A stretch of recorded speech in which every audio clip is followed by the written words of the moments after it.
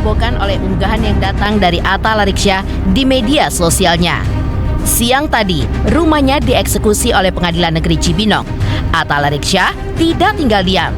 Ia pun merasa dizalimi ketika melihat tempat tinggalnya diacak-acak. Atta Lariksya mengunggah sebuah video pada Instagram story pribadinya yang memperlihatkan kediamannya didatangi oleh aparat dan juga petugas. Atta Larik berusaha untuk menghalau dan sempat beradu mulut dengan para eksekutor. Atta Larik kemudian menandai akun sosial media milik Presiden Prabowo Subianto dan juga Gubernur Jawa Barat Deddy Mulyadi untuk mengadukan nasibnya. Ia pun mengatakan proses pengadilan sengketa tanah di kediamannya pun masih berjalan. Eksekusi tersebut diketahui tidak adanya surat pemberitahuan. Seperti inilah momen ketika rumah Atta Lariksya dieksekusi. Dan seperti inilah respon dari Atta Lariksya.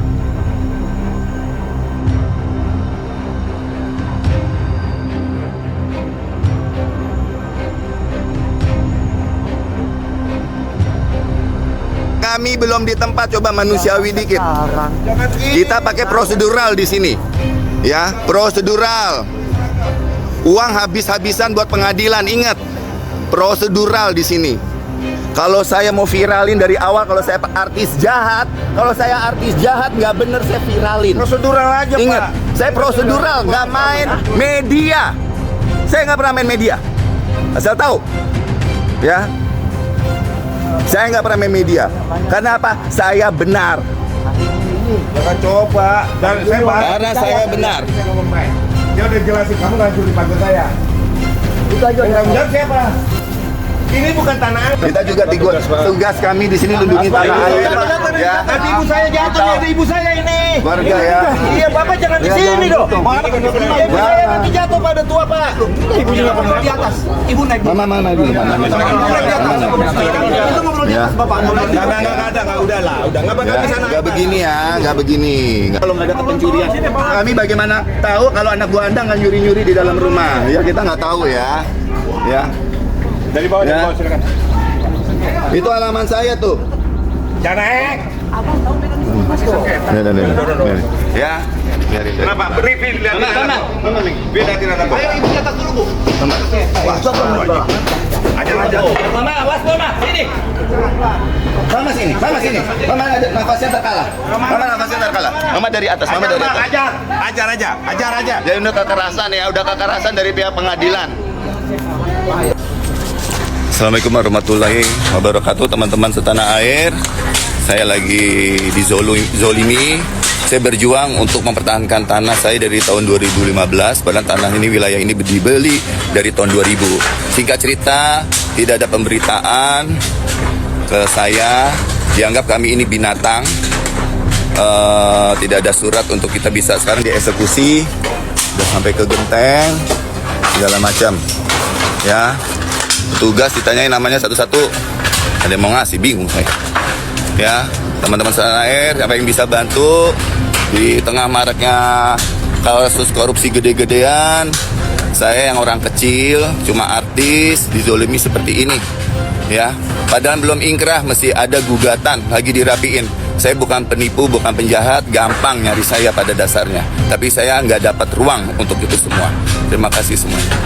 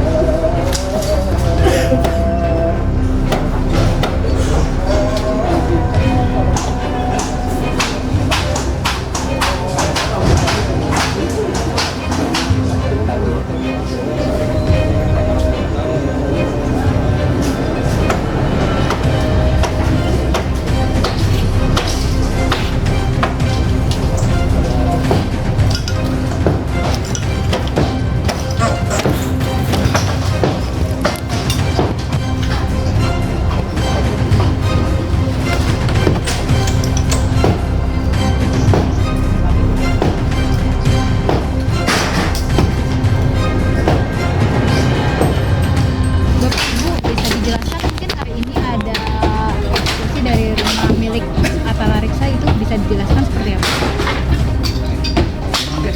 Kan agak kesulitan bola 2015. Nah, kekuatan hukum tetap di awal dari putusan PN dimenangkan, PT dikuatkan, kasasi ditolak, terus PK ditolak. Nah kemudian ada bantahan juga, bantahan itu di NO, kemudian banding juga di NO juga. Nah dasar itulah kami melakukan eksekusi putusan yang berkekuatan hukum tetap di atasnya dengan Atalarik CS. Mungkin ini kalau bisa dibilang yang melaporkan atau menggugat ini itu siapa Pak, dari pihak mana mungkin? Dari pihak termohon Atalarik. Ya. Tapi kan dia merasa dijolimi.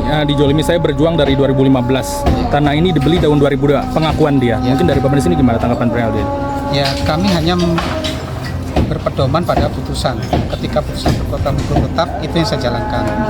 Nah masalah ada gugatan yang terakhir ini ya silakan aja. Ketika memang sudah mereka bisa membuktikan dan menang di pengadilan, silakan mengajukan eksekusi kembali. Yang penting yang sekarang ini yang perlu dipedomani, dipahamin, menghormati putusan telah berkekuatan hukum tetap yang kita laksanakan eksekusi sekarang ini. Jadi tidak ada yang tadi disampaikan ada LSM, lain-lain tidak ada. Kita sudah kita sampaikan dengan tahapan-tahapan berikutnya sesuai prosedur dan tidak mau menyerahkan sukarela, maka dilakukan eksekusi paksa menggunakan aparat negara apabila perlu kan sesuai dengan bunyi putusan. Itu aja intinya. Ini kan udah dari Saya panik. Mungkin mulai dan hari ini ada kejadian luar apa sih di rumah dan mungkin dari jam berapa? Oh iya, memang ini sudah salah satu situasi yang sudah harus saya persiapkan sejak lama dari tahun 2015. Gugatan pertama pengadilan negeri Cibinong ya soal tanah penggugat itu adalah Pak Denitas 2015. Terus saya melakukan perlawanan hukum tentunya, tinggal diam karena saya tinggal di wilayah ini baik-baik, tidak mungkin saya ngambil sejengkal tanah. Jadi proses hukum pun dijalankan. Pertama kalau kalian ingat ada almarhum Junaidi, sekarang udah ada Sanja di sebelah saya. Sampai PK tahun lalu ya kita kalah ya bulan Juni kita dengarnya ya bulan Juni. PK 1 kalah, terus kita berupaya bikin gugatan baru seperti itu untuk menahan eksekusi, mengingat di sini udah terjadi, udah ada berdiri rumah. Itu yang kalian lihat, itu rumah pertama saya tahun 2003 saya bangun, itu udah habis ya, habis. Jadi di titiknya dari sana dulu dia mulai mengarah ke sini, rumah sekarang yang saya tempatin sama anak-anak. Jadi tepat kurangnya berdasarkan apa mereka bergerak itu dari pengadilan eksekusi kemarin kenapa kok kekeh banget bertahan sampai habis satu rumah terus batas tanah, karena ini tanah PT, suratnya banyak. Jadi kalau kalian lihat belengkong batas-batasnya ada yang sesuai dan mereka nggak bergerak berdasarkan ya udah saya terima pasrah deh berdasarkan ukuran yang mereka punya lah kata gitu. Nggak bisa bicara apa-apa. Tentu yang harus kalian perhatikan sebagai saya di sini melimpahkan aja kalau masalah kalian kasih pertanyaan, kalau masalah masalah bahasa hukumnya kadang-kadang ini ya Pak Sanjay ya. Kalau silakan tanya-tanya sama Pak Sanjay dulu biar lebih clear. Kita saja dulu deh kita itu. Ya sebenarnya begini, agenda hari ini menurut dari pihak pemohon eksekusi sebelumnya itu sudah mengirimkan surat pemberitahuan menurut mereka, tapi pada faktanya klien saya ini sama sekali belum pernah menerima surat pemberitahuan adanya eksekusi yang hari ini dilakukan. Nah, sangat tidak menyayangkan juga sih dari pihak pengadilan negeri Cibinong ya kan, kenapa kok posisinya ada melakukan sesuatu tapi tidak ada pemberitahuan yang diterima langsung oleh klien saya ini. Nah, kemudian di satu sisi yang bersamaan juga saat ini juga sedang berjalan sengketa hukumnya, sengketa mengenai saya ini dengan Dede Tasno, ya kan, ini pengalihan sebelum juga nomor perkara jelas kok 297 PDTK 2024 dan itu saya daftarkan untuk di Juli 2024. Nah, artinya dalam proses itu sedang ada sengketa hukum kepemilikan tanah. Makanya menurut hukum harusnya itu ditangguhkan dulu, ditunda dulu mengenai institusi dari pihak Dede Tasnonya, gitu kan. Nah, kemudian di dalam proses gugatan ini kan masih berjalan. Sebentar lagi putusan nih di tanggal 4 Juni yang diagendakan ya, 4 Juni 2025 ini. Nah, itu dalam proses gugatan yang baru ini, ya kan, mengenai sengketa kepemilikan tanahnya itu sudah dibilang juga sama pihak kantor pertanahan Kabupaten Bogor dalam jawabannya, diakui secara sempurna juga tuh di muka sidang bahwa tanah Atalariksa yang sudah jadi sertifikat itu sah dan tercatat di BPN. Nah, kita lebih dalam lagi nih mengenai dokumen-dokumen kenapa sertifikat itu bisa terbit. Nah, di dalam salah satu sertifikatnya itu yang nomor 475 itu jelas tuh di gambar hukum ada batas tetangga namanya Atalariksa. Nah, artinya ketika BPN itu membuat sertifikat berarti ada dokumen pendukungnya.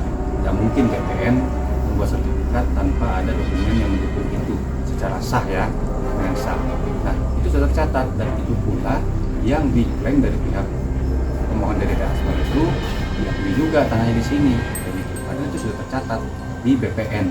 Nah, itu artinya apa? Bahwa sudah ada terang benderang peluang kami untuk mempertahankan hak hukum kami mengenai kepemilikan tanah. Nah, seharusnya dulu hukum itu ditangguhkan. Tapi ya sangat disayangkan sekali kenapa kok masih menjalankan pengosongan ini gitu. Begitu sih. Tapi dari BPN di situ mungkin suratnya sedikit ditampilin boleh.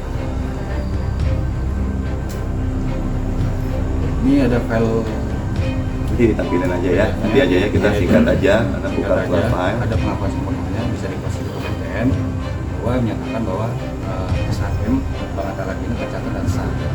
Nah, di dalam dokumennya itu ada Batas-batas. batas tetangga. Namanya siapa? Tetangga-tetangga yang sah. Ada utara, barat, selatan, timur kan. Nah, salah satu yang diklaim dari pihak pemohon Dede Tasno itu sudah ada di dalam gambar dokumen atas nama Atalariksa. Nah, nama saya juga udah tercatat di PPN. Iya, kata sah itu diberikan oleh BPN.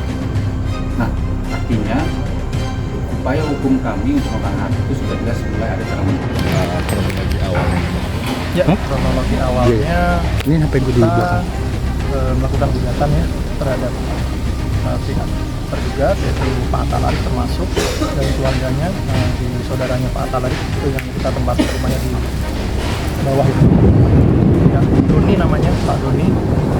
Itu sih terhadap tanah ini milik dari klien kami. Luasnya sekitar 7.800 meter persegi. Oke. Nah, berarti ini sebutannya sengketa atau seperti apa nih, Bang? Ya, awalnya memang sengketa. Jadi klien kami kan tidak punya hak material juga, punya hak atas tanah ini juga. Jadi kehilangan haknya itu atas tanah ini kalau mau digunakan kan otomatis dia harus melakukan upaya. Gitu. Salah satunya adalah upaya hukum, jadi pengadilan melalui pengadilan. Nah, mungkin awalnya kenapa bisa tanahnya ini digunakan oleh Atalariksa sebagai privat property, Bang? Jadi sekilas cerita terhadap gugatan ya, memang ceritanya panjang dari 2015 sampai sekarang 2025. Pihak Atalarik itu mengklaim bahwa dia sudah memiliki tanah ini berdasarkan akta jual beli yang memang kita sudah buktikan di pengadilan, kita sudah melakukan upaya hukum juga, kita buktikan bahwa AJB tersebut ternyata palsu dan pihak-pihak yang ada di dalam AJB itu tidak dapat membuktikan bahwa tanah ini punya hak yang jelas atau legal standing yang jelas terhadap tanah. Nah, berapa hektar tanah yang digunakan atau mungkin seluruhnya itu seperti apa? Ya, jadi luas dari tanah ini kan sebenarnya 7.800 meter persegi milik klien kami berdasarkan peta konstatering di 2021 gitu. Mungkin bisa kayak saya lihatkan ada peta plotting di sini. Nah, ini bisa ini peta plotting yang terakhir itu di 5.880 meter persegi. Mungkin bisa dilihat. Dan turunan di Bisa saya jelaskan sedikit.